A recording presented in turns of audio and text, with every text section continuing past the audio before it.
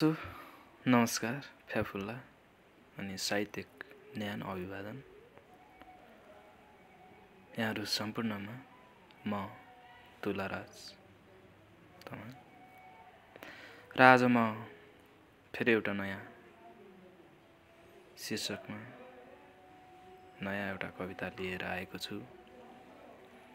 आशा छ यहाँहरूले सुनेर सल्लाह अनि सुझाव पनि दिनुहुनेछ भन्दै यहाँहरूको अनुमति लिँदै म कवितालाई वाचन गर्ने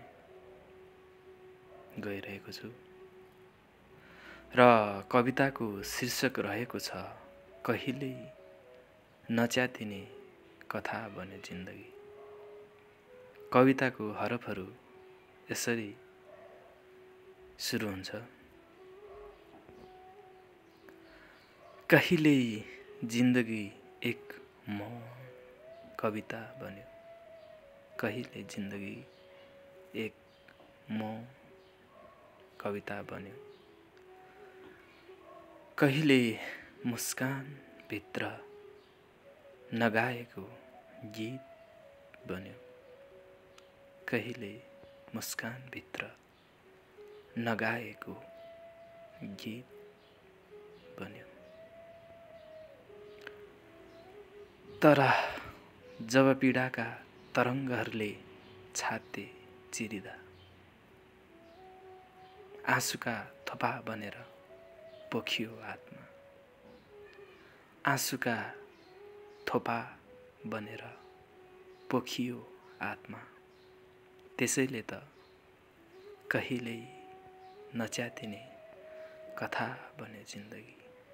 त्यसैले त कहिल्यै नच्यातिने कथा बन्यो जिन्दगी। गोधुलीका धुलोसँगै हराए मेरा पाइला।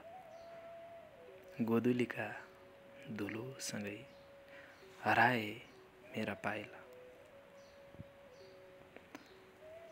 आफैलाई खोज्दा शून्यताभित्र बिलाएछु। आफैलाई खोज्दा शून्यताभित्र बिलाएछु। न नामको अस्तित्व न अनुहारको छाया। न नामको अस्तित्व न अनुहारको छाया। एउटा अधुरो सपना झै बिलाउँदा। एउटा अधुरो सपना झै बिलाउँदा कहिल्यै नच्यातिने कथा बन्यो जिन्दगी। कहिल्यै नच्यातिने कथा बन्यो जिन्दगी।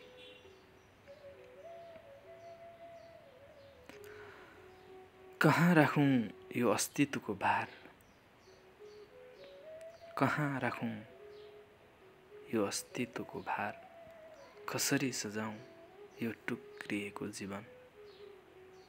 आर्यघाटमा धुवाँ बनेर बिलाउँदै जाँदा। आर्यघाटमा धुवाँ बनेर बिलाउँदै जाँदा लासले समेत बास खोजिरहे झैँ लाग्यो। लासले समेत बास खोजिरहे झैँ लाग्यो। योभन्दा ठुलो सजाय के नै हुन सक्छ र। योभन्दा ठुलो सजाय के नै हुन सक्छ र। त्यसैले त कहिल्यै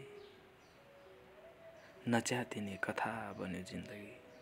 त्यसैले त कहिल्यै नच्यातिने कथा बन्यो जिन्दगी। देउरालीमा अर्पिएका सयौं फूलहरू। देउरालीमा अर्पिएका सयौं फूलहरू वसन्तसँगै नयाँ मुनाहरूको प्रतीक्षामा बस्दा।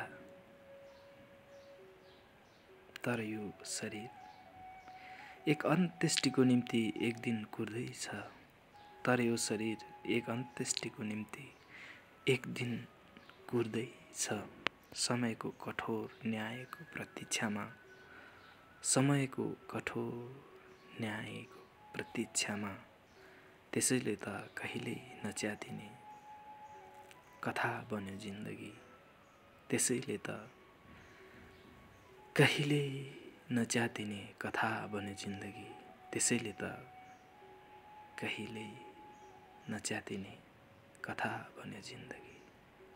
कथा बन्यो जिन्दगी। हस्त धन्यवाद।